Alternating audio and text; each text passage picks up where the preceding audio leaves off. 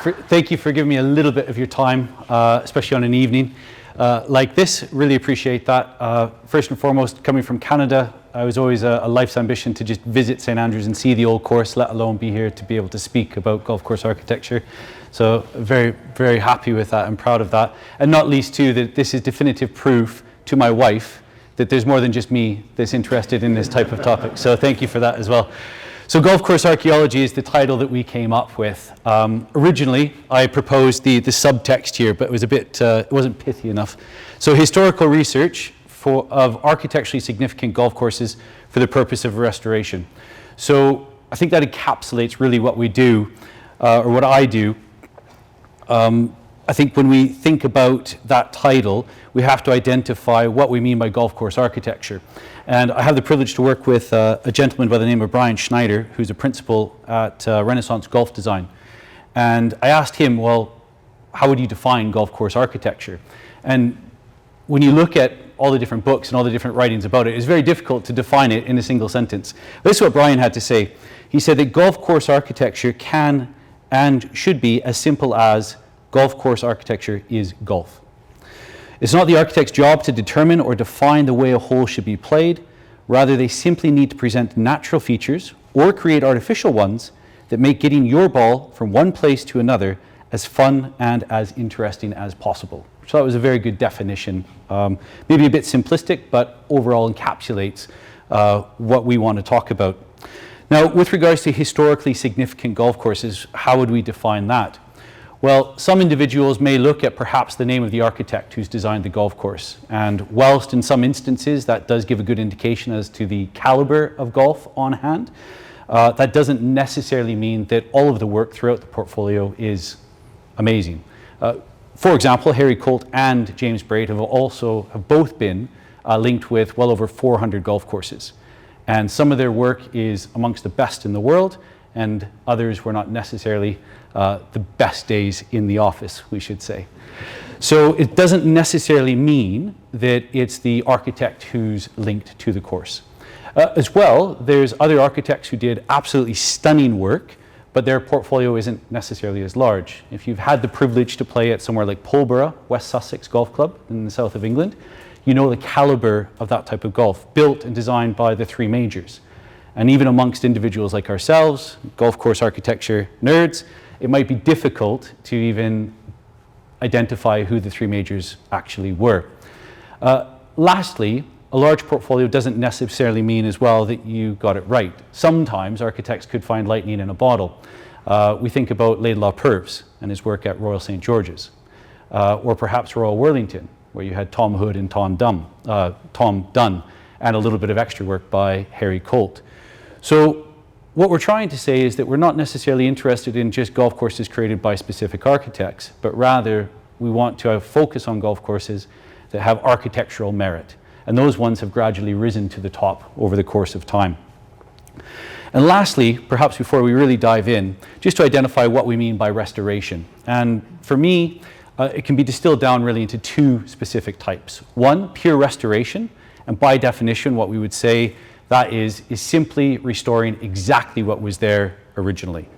And as soon as we start to move away from that, we can get into a little bit of muddied waters.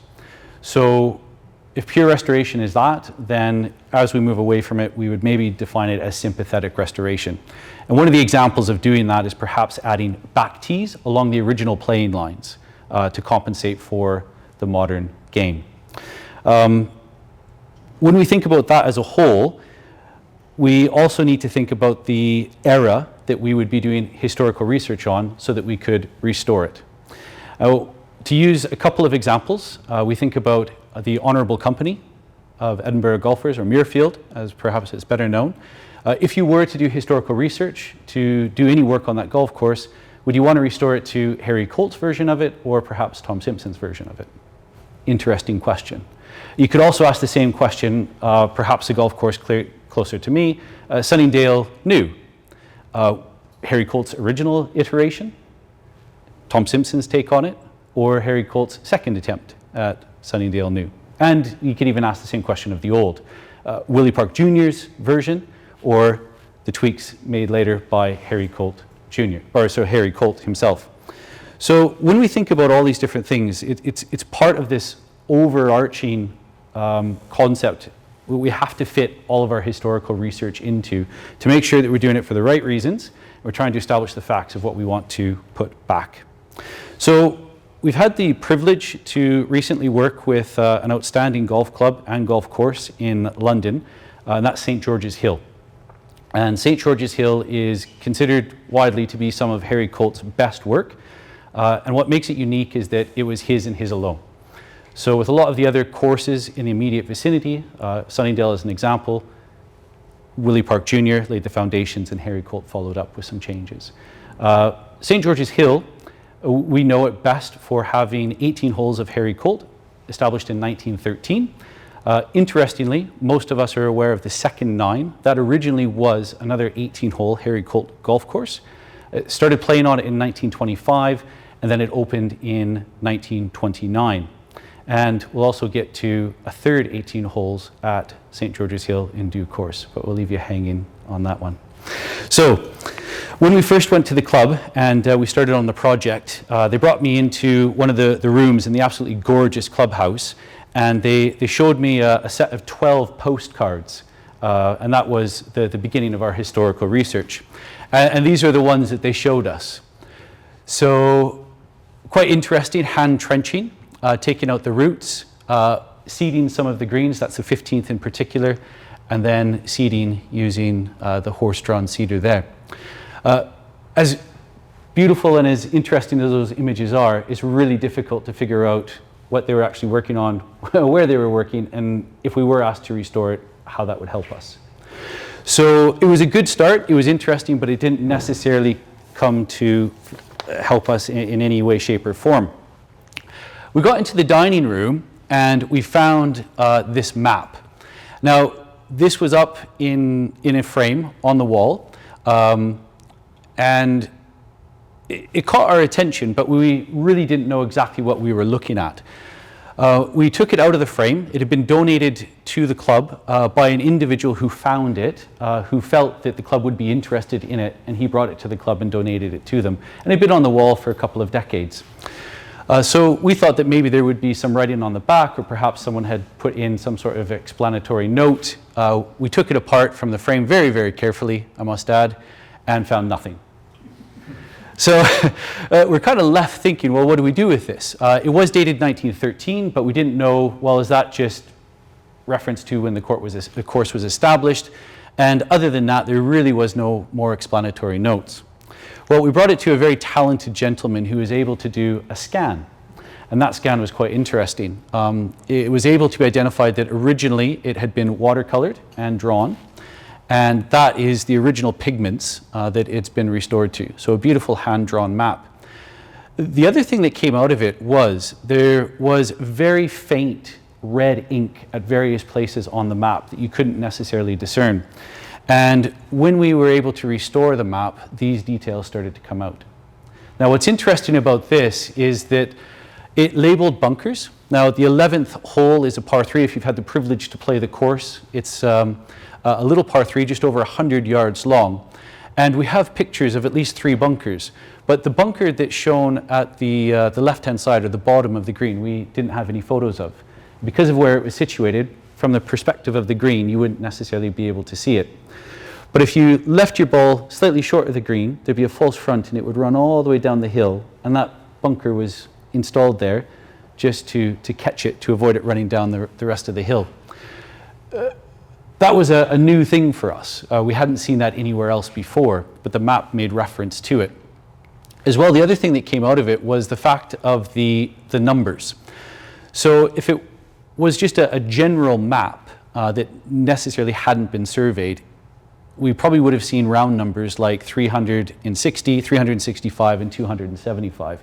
But all the measurements were exact, and they weren't rounded off. So this gave us the indication that this was a scale drawn map and potentially an as-built drawing, but we couldn't verify that yet. It also had some small indications on it to say that all the measurements were made horizontally, and they were made from the middle of the back tees.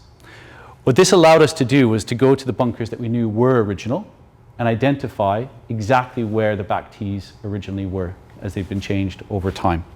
So we started to create almost a patchwork of definitive proof of where bunkers, greens, and tee boxes had been. Now, when we start thinking about acquiring assets for historical research, they come in many different forms. So usually what we would do if we started working with a golf club is to look at what they have at the club. So as we mentioned, up at the wall they had the map, they had some postcards. And we also found some interesting material in the minute books. So these are excerpts from the minute books, and we carefully took all of the minute books home. We read cover to cover every single minute book from 1912, 1913, all the way to 1939 to establish the pre-World War I or World War II history as well. And these were some of the things that we came up with. So for example, the top right, that was an excerpt, the pond on 14, again a little short par 3 down the hill. It's quite a substantial pond there at the minute, but originally we see that it had grown inside, so it was quite a bit smaller. They bought 7 loads of beach shingle to put on, I like the way it put it, to put in the pond as top of the existing bottom. So interesting way to put it there. We also know that one of the major changes to St. George's Hill was the first green. So we see reference made to this in the bottom, where the recommendations of Hawtrey and Taylor were taken on board, where they moved the green from the top of the hill on the right to the bottom where it is currently. There was also some discrepancy. We had been told that James Braid was also involved in that. And one of the question marks we still have, and we're still trying to search the answer to, is whether James Braid made the recommendation and they had Hawtrey and Taylor carry out the work, or if by this time Hawtrey and Taylor were doing their own work themselves. But we're still actively looking for the answer to that question. The other one that was interesting as well too, if you played St. George's Hill, the iconic par 3, the 8th hole, the 2 tiers, the back left, there's a massive open sand scrape that you have to play over as well on the 9th tee. And in the earliest photographs, it doesn't exist. It's not there. There is quite a lot of open sand at St. George's Hill on the early photographs, but nothing major to that extent in front of those tees. We didn't know where or when or why it happened. Well, again, recorded in the minute book, they basically had to find a source for sand to do top dressing. And at that point in the club's history, there wasn't a lot of excess cash, so they had to use what they had to hand. And so they excavated, effectively, a hole in front of the 9th tee in order to capture the sand, to take care of the fairways and greens. So all of this came through basically doing research and reading the actual minute books. And every time we came across something, it was brilliant because we could have a date and an excellent explanation as to exactly what had been changed and why. So we started to paint a picture. One of the interesting things that came out of that too was the original developer of the golf course was a fellow by the name of Tarrant, well-known name, also developed the Wentworth estate in addition to St. George's Hill. And at some point in the early 1930s, Tarrant sold the freehold to the golf club. And at that point, the golf club decided to appoint some of its own honorary members. And if you look at the names of the individuals that were there, it's the who's who of golf at the time. Joyce Weatherid is mentioned, Bernard Darwin is there, Guy Campbell, Charles Ambrose, and none other than Harry Colt himself, all given honorary membership, which was quite a find for the club. It previously had been unknown to them that was part of their history. The other thing that we found that was quite interesting at the club itself was an old scorecard. And this one dates from at least between 1913 and 1919. And what was really good about it was that the length of the holes, as described on the scorecard, matched perfectly with the map that we found on the wall. So now this gave us a range of dates that we would understand the map could be dated to. If that wasn't all, we also found a local rule that was printed on the back of the scorecard. It's there in red. Now, the local rule was that if you played your ball and it ended up on another green other than the hole that you were playing, you would be able to drop it no nearer than the hole. So quite reasonable local rule. The one exception was the 9th and 18th greens. And why? Well, it says that there the ball may be putted. So if you know St. George's Hill, there's two greens, 9 and 18 are on two tiers, and there is currently a massive bunker that bisects the green. The question always was it there originally? Well, the map that we had suggested not. We know now from the scorecard that if it was there originally, it never would have been able to be putted. So we know that the 9th and 18th green originally was one, and that it was designed in order to be putted down from 18 to 9, if you were playing that hole, or from 9 up to 18, if you pulled your approach shot. So all of these little things started to formulate the picture. What's interesting about that is if you've had the opportunity to play that hole, the difference in elevation is absolutely amazing. But it also helped us to understand some of the features that Colt built into that green. We've come to call them bathtubs. And the idea is that if you putt from 18 down to 9, you can use the bathtub to go down into it, and as it comes back out of it, it'll take the steam off the ball, come up over the edge, and it'll trundle down onto the green. And we see this design feature also on the 8th hole, which is a double tier, top left and bottom right. And guess what we find there? Another bathtub that can be used. And if we use the contours in that original bathtub, no matter where you are on the 8th, 9th, and 18th greens, collectively as 3, you can access every pin on that green, which is an absolutely astonishing feat in golf course architecture that Harry Colt built in 1913. Absolutely astonishing. So the other thing that oftentimes we do is we look at digital archives. Now, some of the golf course architects that we've had some opportunity to work with, they make use of a lot of the digital archives that are available online. And whilst they are very useful, they are usually dated from around World War II. And that's all well and good if your golf course was designed and built and perhaps opened in 1938 or 1939. In the case of St. George's Hill, there's 27 years of history before that. And even if you think about your own local clubs, how much things have changed in 30 years, you can imagine how much would have changed at St. George's Hill pre-World War I all the way to 1939. So whilst that's a great starting point, it's definitely not the ending point for us when we're doing our historical research.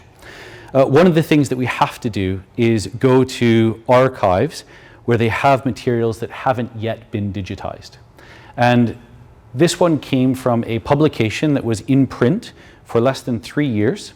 There's very few copies of this periodical that are available, and we've got access to one archive that has the bound volumes of this publication. So after probably about 6 months of trying to gain access to this particular institution and spending 2 or 3 days literally leafing through page by page old golf periodicals and not finding a single thing, we found this.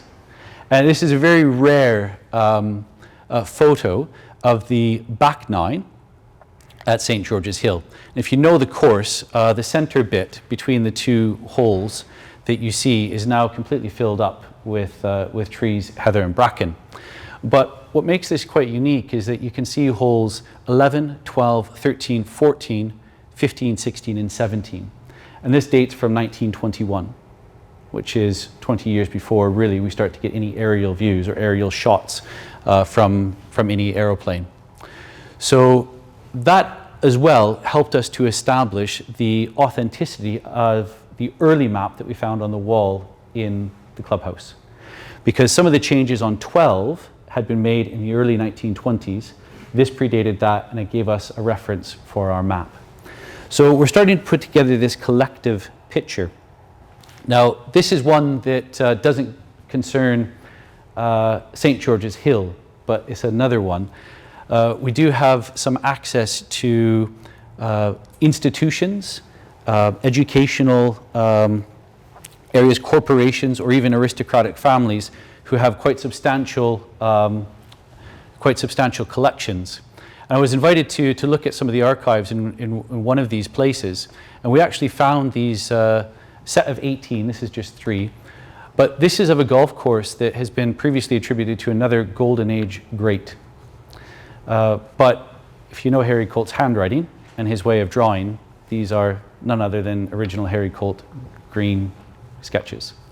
So we've actually been able to attribute this golf course to Harry Colt, And we're still waiting to make that public which one it is, but it's a little teaser for you guys. So see, it's worth coming. So yeah, 18 amazing sketches, but again, wrongly attributed, but we've been able to find those through some of the access that we've garnered with some of these institutions that are not necessarily available to the public.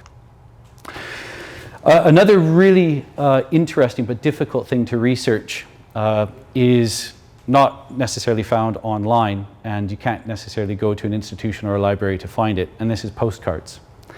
So this one, we had been struggling to find any pictures of the 7th hole at St. George's Hill. We have up-close pictures of the bunker and the green, which are great, but we had nothing from the tee. And we stumbled across this picture, and we quickly identified it as the 7th hole as built, an early photograph of it. And what stood out to us was this number in the bottom left-hand corner.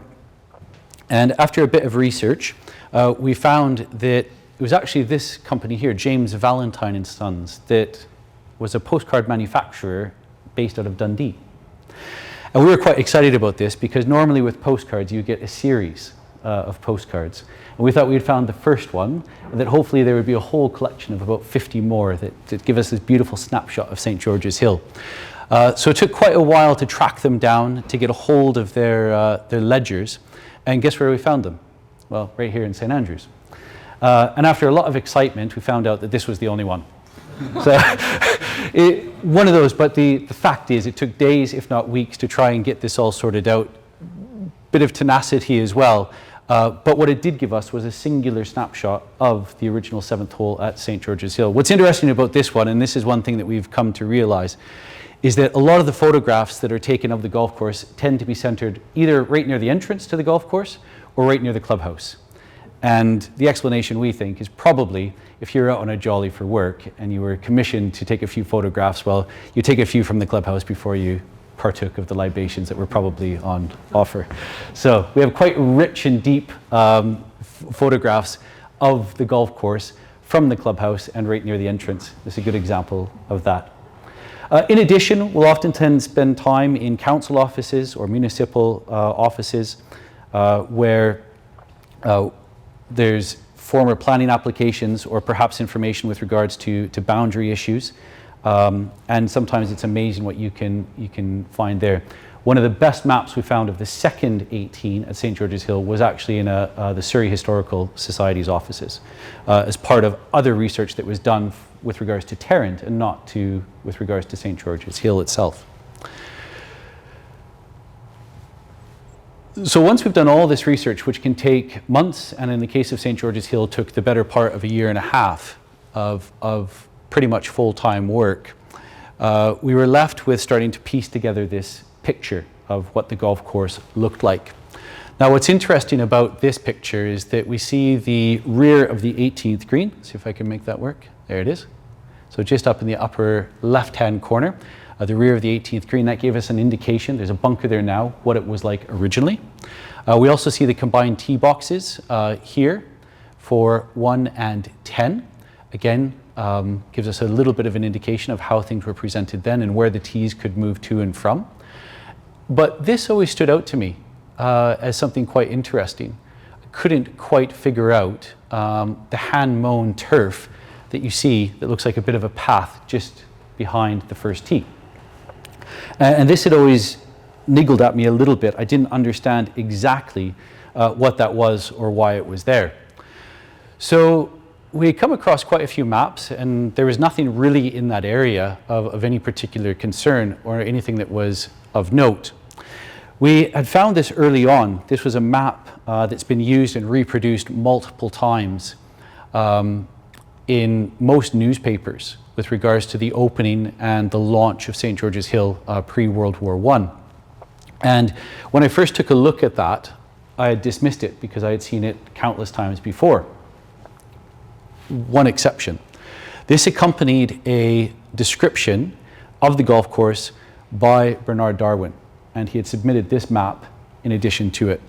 And what we find here that's different than any other map that we found was that there's a lot more references to things like the bunkers here and here, And what's very interesting is that those bunkers match up exactly to the map that we found on the wall that we think and now know was dated 1913. The other interesting thing we found was this very curious thing, 18-hole putting course.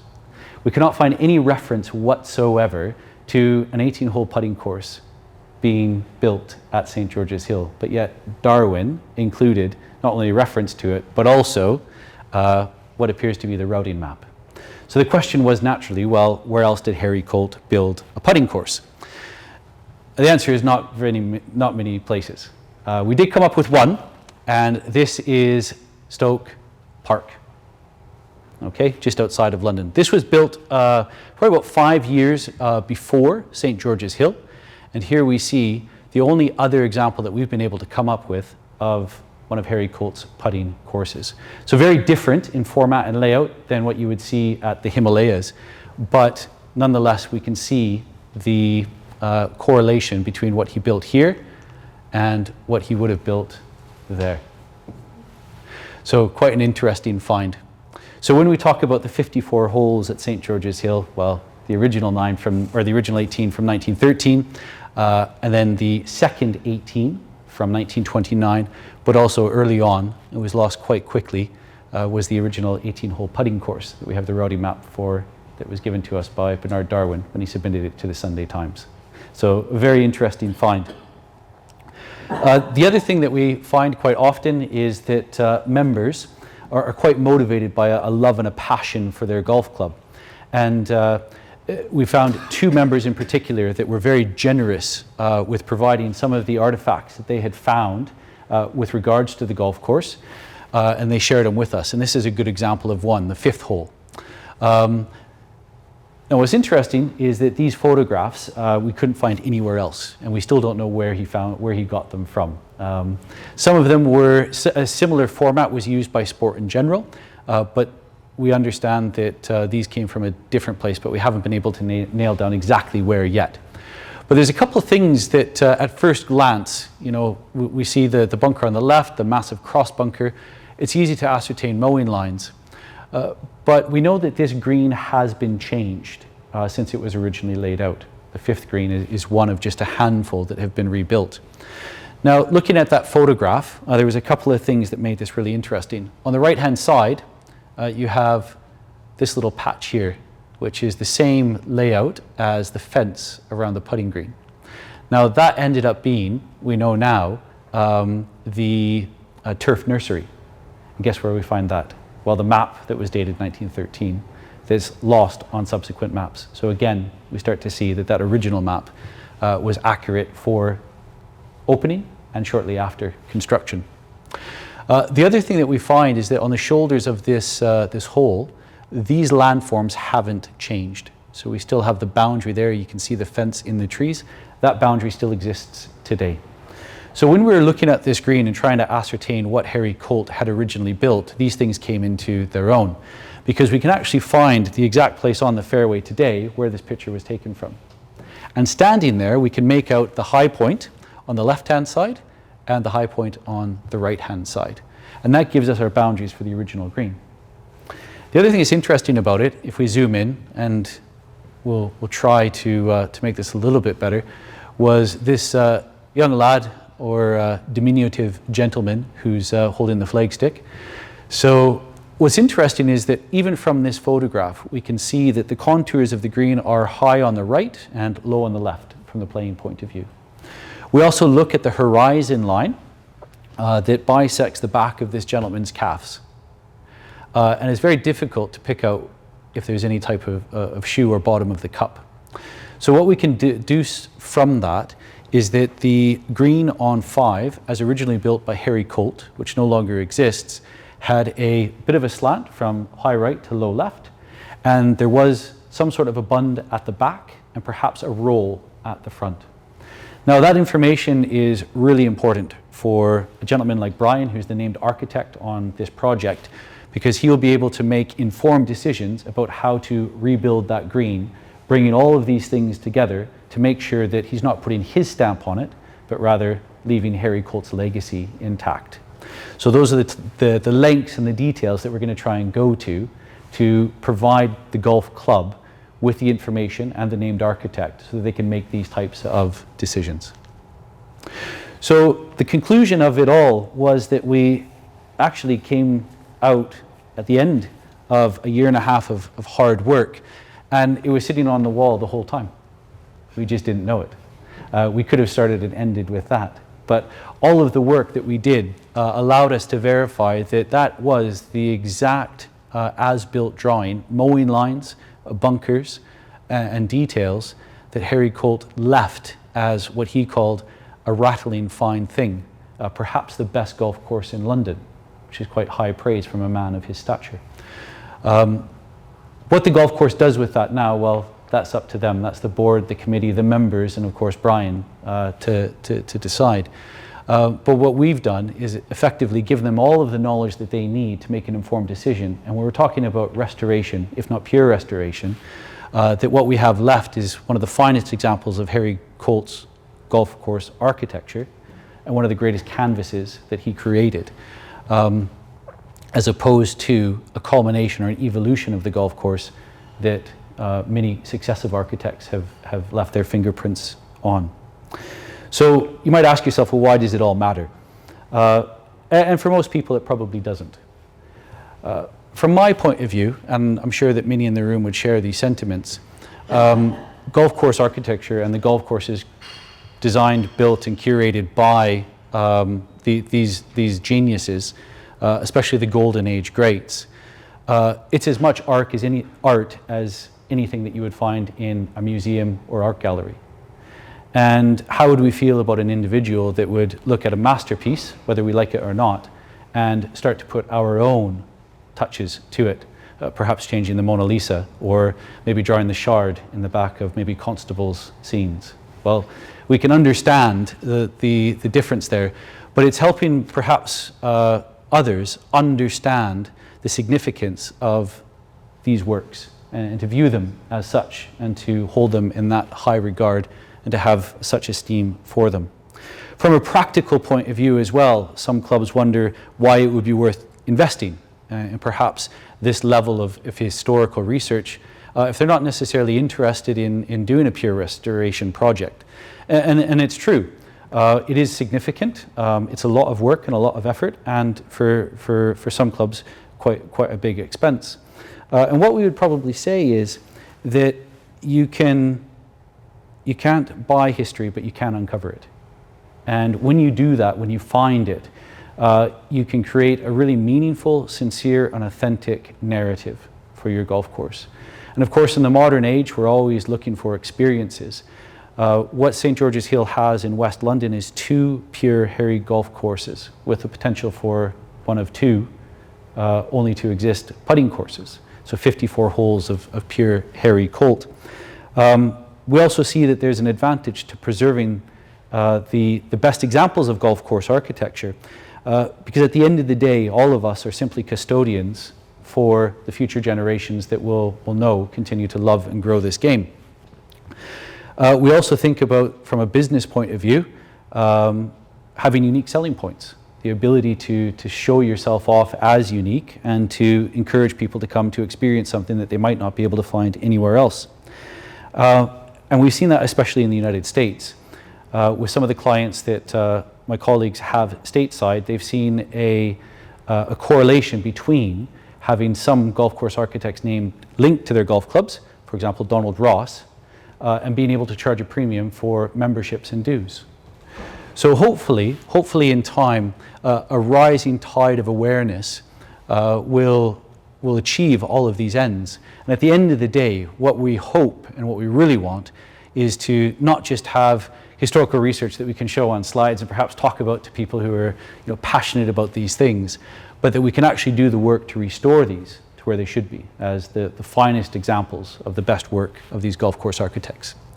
So I think, Hannah, you said we might have some time if there was any questions, if we wanted to geek out, that I'll try my best to answer any questions you might have.